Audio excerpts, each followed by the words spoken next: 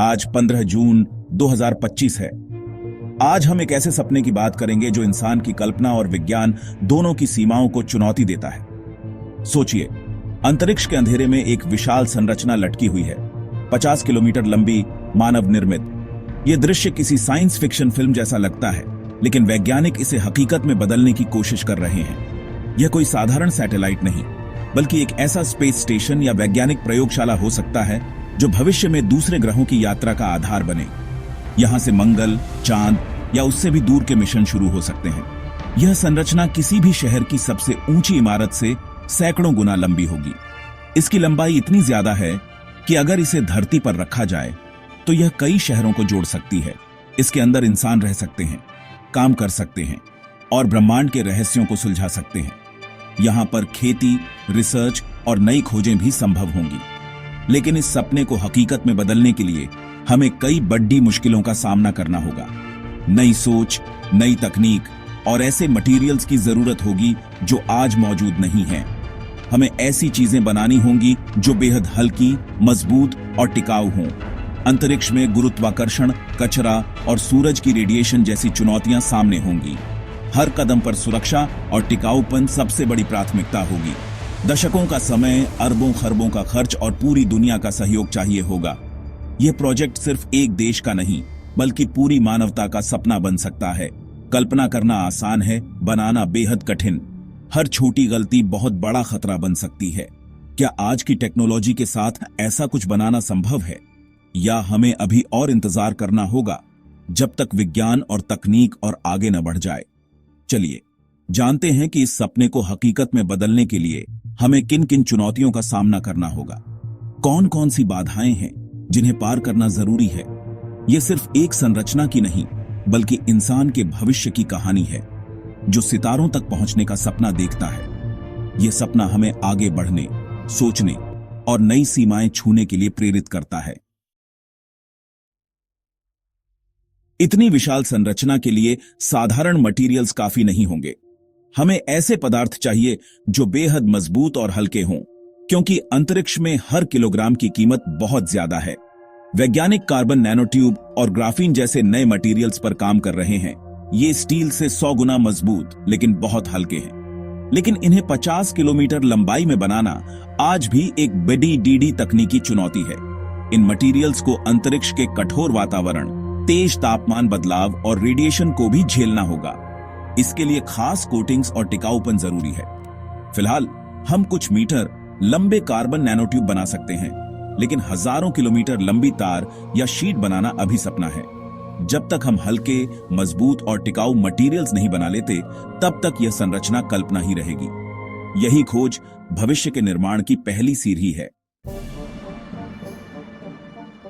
सही मटेरियल मिल भी जाए तो अगली चुनौती है संरचना को अंतरिक्ष में स्थिर रखना। इतनी लंबी चीज को पृथ्वी के चारों ओर एक स्थिर ऑर्बिट में रखना आसान नहीं। पृथ्वी का गुरुत्वाकर्षण हर हिस्से पर अलग असर डालेगा। इसे ग्रेविटी ग्रेडियंट कहते हैं। इससे बचने के लिए लगातार स्थिति सुधारनी होगी। इसके लिए शक्तिशाली, सटीक थ्रस्टर्स चाहिए जो कम ईंधन में काम करें, जैसे आयन थ्रस्टर्स या सोलर पावर से चलने वाले इंजन। अंतरिक्ष का कचरा, स्पेस डेब्री, एक और बड़ा खतरा है। लाखों टुकड़े तेजी से घूम रहे हैं, जिनसे टकराव संरचना को भारी नुकसान पहुंचा सकता है। एडवांस्ड रडार और मजबूत ढाल जरूरी होंगे ताकि संरचना को बचाया जा सके। सूरज और चांद का गुरुत्वाकर्षण, सौर हवाएं, ये सब ऑन ऑर्बिट को प्रभावित करेंगे। इनका लगातार हिसाब रखना होगा। बिना एडवांस्ड कंप्यूटर और सॉफ्टवेयर के इतनी बड़ी संरचना को अंतरिक्ष में टिकाए रखना नामुमकिन है।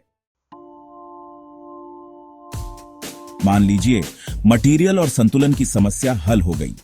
अब असली चुनौती है इतनी विशाल संरचना को हकीकत में कैसे बनाया जाए और उसे अंतरिक्ष में कैसे टिकाए रखा जाए। अब सवाल है, इतनी बड़ी संरचना बनेगी कैसे?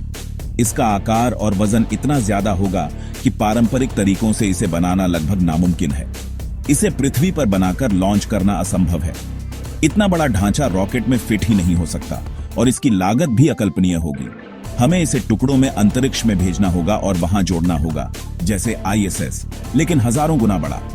हर मॉड्यूल को अलग अलग लॉन्च कर कक्षा में जोड़ना पड़ेगा। हर टुकड़े को रॉकेट से भेजना, सही जगह पहुंचाना और सटीकता से जोड़ना, ये सब रोबोट्स और अंतरिक्ष यात्रियों की मदद से होगा। हर जोड़ पर उच्च तकनीक की जरूरत होगी।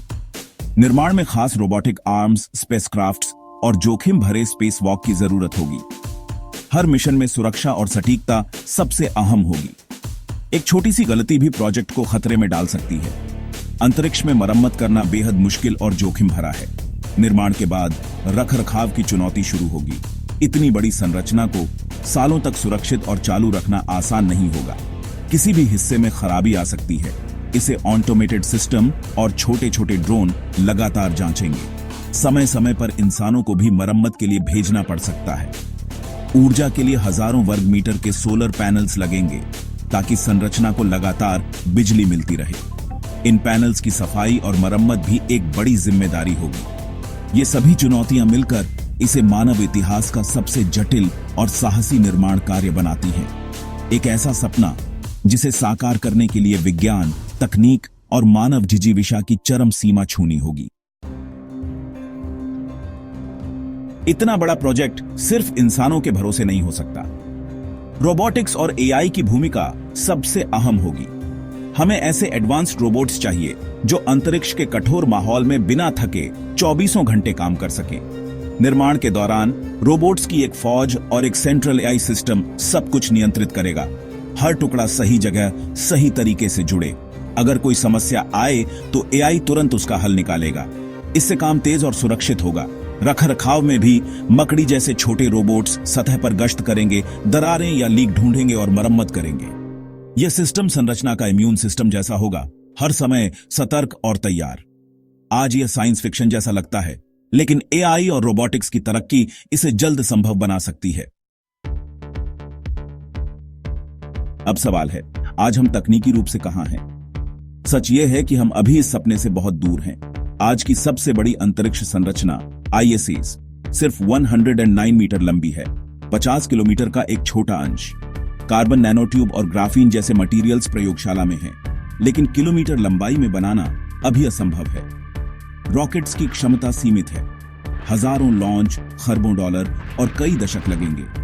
ऑर्बिटल मैकेनिक्स और कचरे से बचाव की तकनीक भी शुरुआती दौर में है।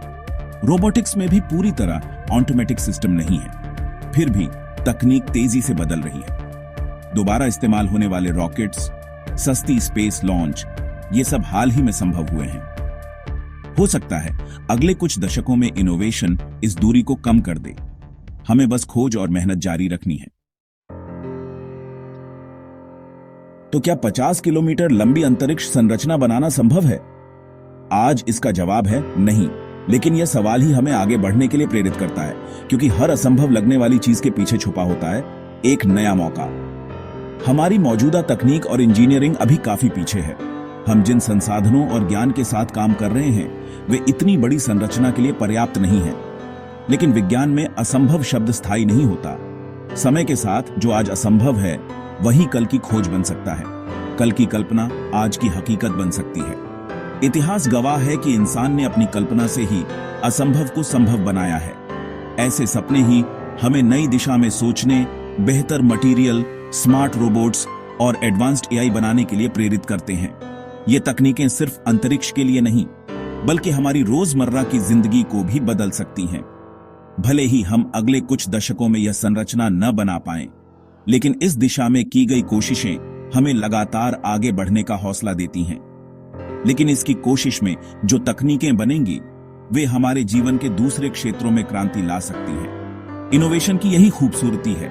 एक क्षेत्र में की गई मेहनत कई और क्षेत्रों में बदलाव लाती है। अंतरिक्ष के लिए बने रोबोट्स पृथ्वी पर खतरनाक कामों में मदद कर सकते हैं। ये रोबोट्स हमारी सुरक्षा और जीवन को बेहतर बना सकते हैं। बेहतर मटेरियल्स, मेडिकल या कंस्ट्रक्शन में काम आ सकते हैं। नई खोजें हमारे शहरों और अस्पतालों को भी बदल सकती हैं। असली मूल्य अंतिम परिणाम में नहीं, बल्कि उस तक पहुंचने के सफर में है। यह सफर हमें लगातार सीखने, बढ़ने और आगे बढ़ने का मौका देता है। यह सपना हमें याद दिलाता है, इंसान की कल्पना की कोई सीमा नहीं। हर नई सोच एक नई शुरुआत है। यही सपने कल की हकीकत की नींव रखते हैं, और यही सफर इंसानियत की सबसे बड़ी ताकत है। हमने देखा 50 किलोमीटर लंबी अंतरिक्ष संरचना बनाना कितना चुनौतीपूर्ण है, और कितना रोमांचक भी। यह विषय सिर्फ वैज्ञानिकों के लिए नहीं, हम सभी के लिए महत्वपूर्ण है, क्योंकि यह मानवता के साझा भविष्य से जुड़ा है। अब आपकी बारी है। क्या आपको लगता है इंसान कभी इतना बड़ा कारनामा कर पाएगा? क्या ऐसे प्रोजेक्ट्स पर पैसा और समय खर्च करना सही है, या हमें पहले पृथ्वी की समस्याओं पर ध्यान देना चाहिए? आपके हिसाब से सबसे बड़ी बाधा क्या है? टेक्नोलॉजी, पैसा, या इंसानों के बीच सहयोग की कमी? अगर ऐसी संरचना बने तो उसका इस्तेमाल किस लिए होना चाहिए? वैज्ञानिक प्रयोगशाला, अंतरिक्ष होटल, या दूसरे ग्रहों की यात्रा के लिए? अपनी राय नीचे कमेंट्स में बताएं, चर्चा में शामिल हों और इसे दोस्तों के साथ साझा करें, क्योंकि भविष्य का निर्माण हम सबके साझा सपनों से होता है।